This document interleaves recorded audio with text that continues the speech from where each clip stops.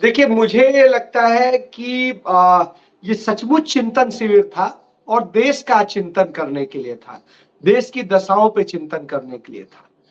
Party के से अधिक, क्योंकि पार्टी पर जितनी बात की गई उससे कई गुना ज्यादा और कई सौ गुना ज्यादा उस चिंतन में राष्ट्र की बात हो रही थी, देश की बात हो रही थी, गणराज्य की बात हो रही थी, गणतंत्र की बात हो रही थी, संविधान की बात हो रही थी, युवाओं की बात हो रही थी, महिलाओं की बात हो रही थी, दलितों की बात हो रही थी, पिछड़ों की बात हो रही थी, जो आदिवासी हैं उनकी बात हो रही थी, अल्पसंख्यकों की बात हो रही थी और रोजगार की बात हो रही थी, एमएसएमई सेक्टर की बात हो रही थी, उद्योगों की बात हो रही थी।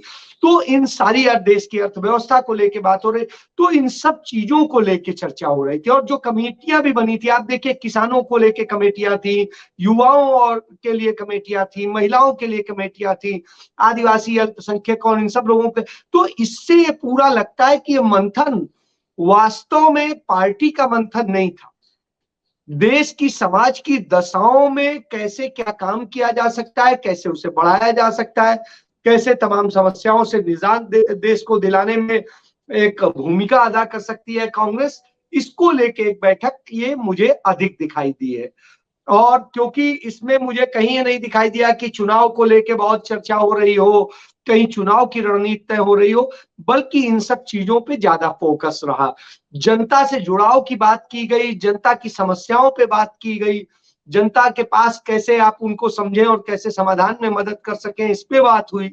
तो ये सारी चीजें नहीं, और ये एक बड़ी चीज है कि पहली बार मैंने देखा है अपनी 30 साल के कैरियर में कि कोई राजनीतिक दल जो है इसके लिए चिंतन करता है, बल्कि चुनाव या दूसरी और राजनीतिक स्थितियों के लिए चिंतन नहीं करता है। जी राहुल, मैं ये कह रहा हूं, जो रंजना जी कह रही थी कि जो सचमुच खूबियां हैं वास्तव में होनी चाहिए राजनीति में, वो सारी राहुल गांधी में है, लेकिन वही इस देश की राजनीति में कमजोरियां बन जाती हैं।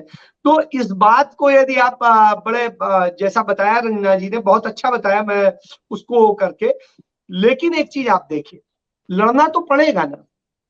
नहीं लड़ेंगे तो इसका फिर क्या करेंगे? या तो आप खराब के साथ खराब बन जाइए या अच्छे बनिए। एक कहानी हम सब ने बचपन में पढ़ी होगी या सुनी होगी कि एक महात्मा जी नदी में नहा रहे थे, एक बिच्छू डूब रहा था, वो उसे बार बार उठाते बाहर करते, वो उन्हें डंक मार देता, फिर गिर जाता और फिर उसके बाद वो उठाते करते। सबने कहा बड़े आप मूर्ख हैं, वो आपको बार बार काट रहा है, आप ये कर रहे हैं। तो कहते भाई, जब वो तुच्छ जीव जिसे आप कह रहे हो वो अपने कर्तव्य से नहीं हिल रहा है तो हम क्यों हिले? तो मुझे लगता है कमोबेश इसी स्टाइल में राहुल गांधी की राजनीति में देख रहा हूं पिछले दौर से, और ये आज से नहीं देख रहा हूं। 2009 का यदि आप 8 का याद करिए, तो जब यूथ का प्रोजेक्ट उन्होंने शुरू किया था, तो हिंदुस्तान के इतिहास में पहली बार यूथ कांग्रेस में चुनाव के जरिए सारे पद भरने की पूरी कवायद की गई थी और उसमें लोकतंत्र का प्रयोग किया गया था, और पहली बार इस तरह के प्रयोग करके बहुत सारे लोगों को उन्होंने नाराज कर दिया था। लेकिन बहुत सारे नए लोग भी तैयार किए थे, उन्हें उन्होंने मौका भी दिया और अच्छी स्थिति भी दी। लेकिन आज जब मौका परस्त राजनीति हो रही हो, चीजें हो रही हो, इवन छोड़िए पत्रकारिता मौका परस्त हो, तो आप समझ सकते हैं। मुझसे तमाम सारे लोग कहते हैं कि आप क्या करते हैं, सारी चीजें अनफिट होती हैं और ये सारी चीजें। लेकिन ठीक है, मुझे अच्छा लग रहा है, मुझे लगता है कि मुझे आत्मसंतोष।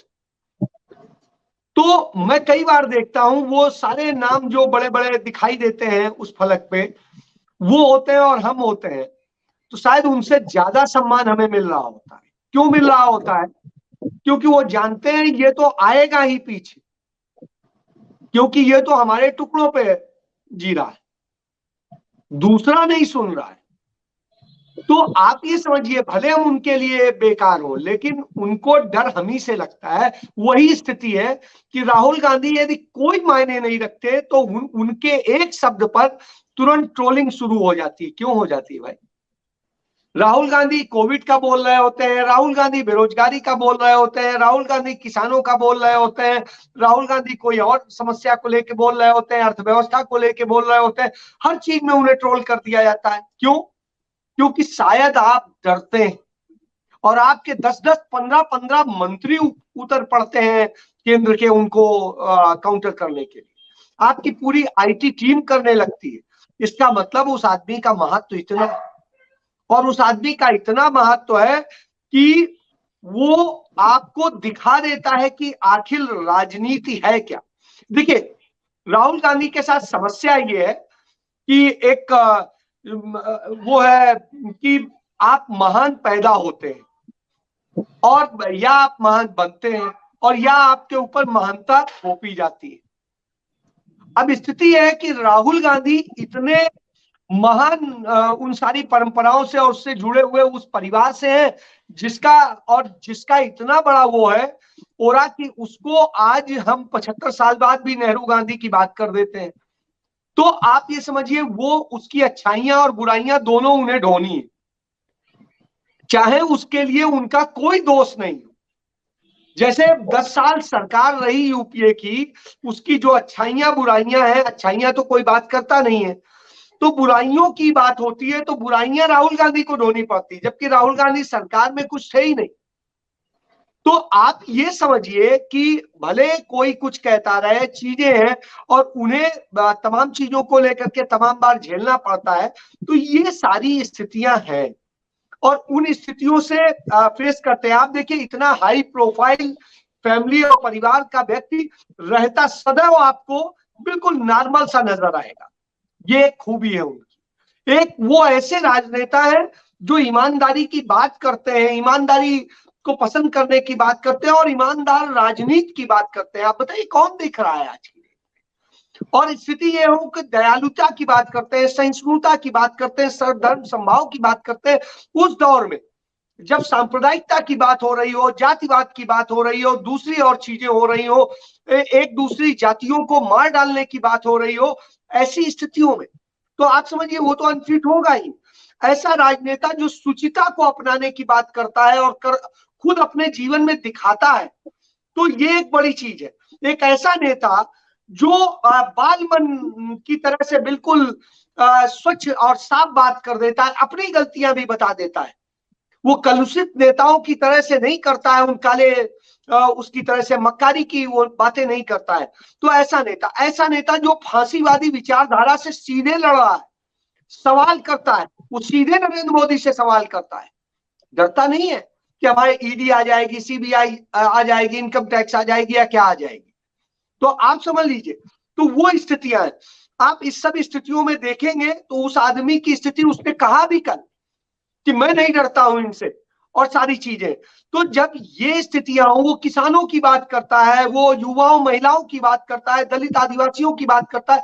आप समझिए कहां कौन बात कर रहा है। देश के अंदर आप किसी भी पार्टी की बात कर लीजिए अन्य की, तो वो अपने केंद्रित वोट बैंक तक ही सीमित रह जाते हैं। और राहुल गांधी इकलौते वो नेता दिखाई देते हैं जो सबकी बात कर रहे होते हैं। तो ये इससे बड़ी और क्या बात होगी। वो लघु उद्यम उद्योगियों की बात करते हैं, वो मध्यम उद्योग की बात करते हैं, वो व्यापार व्यवसायियों की बात करते हैं, जबकि सबसे ज्यादा उनके खिलाफ, उन्हें पप्पू बनाने और दूसरी चीजें करने वाले कौन है? वही वर्ग है। बैठ के दुकानों में यही चर्चा कर रहे होते हैं और वही पोषित कर रहे होते हैं इस आरएसएस के इस एजेंडे को। तो आप समझिए, वो सीधे अन्याय और भ्रष्टाचार से लड़ने की बात करता है। जिस दौर में दुनिया उन्हें अवतारी पुरुष बता रही होती है, उस समय राहुल गांधी राफेल से लेके सारी बातें खोलकर लड़ता नजर आता है। तो ये एक ऐसा राजनेता हो जाता है जो दम्भ नहीं दिखाता है, बल्कि सबके साथ प्यार के साथ में जुड़ना चाहता है और करना चाहता है। एक ऐसा नेता जिसने कोई वो नहीं किया है गलत, लेकिन उत्तरदायित्व तो सबका निभाने की कोशिश करता है, जो मजदूरों कामगारों की बात करता हो, जो गणतंत्र की बात करता हो, जो दोहरा चरित्र न जी रहा हो। तो ऐसे राजनेता पे आप सवाल उठाते हैं। ठीक है, एक ऐसा राजनेता है वो कि जो विद्वानों और विशेषज्ञों से चर्चा करता है, दुनिया की 34 टॉप यूनिवर्सिटीज के बड़े उन नामचीन प्रोफेसर से और उनके स्टूडेंट से इंटरेक्ट होता है, और जिनसे हमारे देश का कोई और राजनेता करने की हिम्मत नहीं करता है। तो आप समझिए, जो राजनेता इस तरह से हो, उसे जब पप्पू कहा जाता है तो वो रिएक्ट नहीं करता है, वो कहता है कि हाँ मुझे जो कहना है करिए, लेकिन कम से कम जनता के लिए आप ये कीजिए। और ये सारी चीजें, वो लड़का जो कैम्ब्रिज यूनिवर्सिटी का एमफिल हो, गोल्ड मेडलिस्ट हो, जो हार्वर्ड यूनिवर्सिटी का पढ़ा हो, जो दिल्ली के ही सेंट कोलंबस स्कूल का पढ़ा हो, दून स्कूल का पढ़ा हो, उसे आप पप्पू बताते हैं।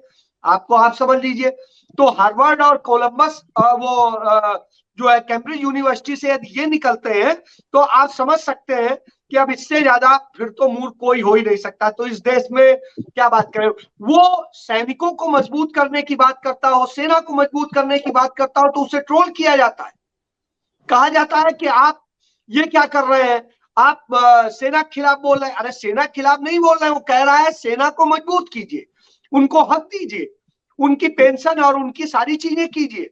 तो इन सारी बातों को, जो गरीबों की बात कर रहा हो, दरिद्रता की बात कर रहा हो, आपको याद होगा 2009 का संसद के संयुक्त सत्र में उन्होंने कलावती का जिक्र करके और उस किसान परिवार की पूरे दर्द को बयां किया था।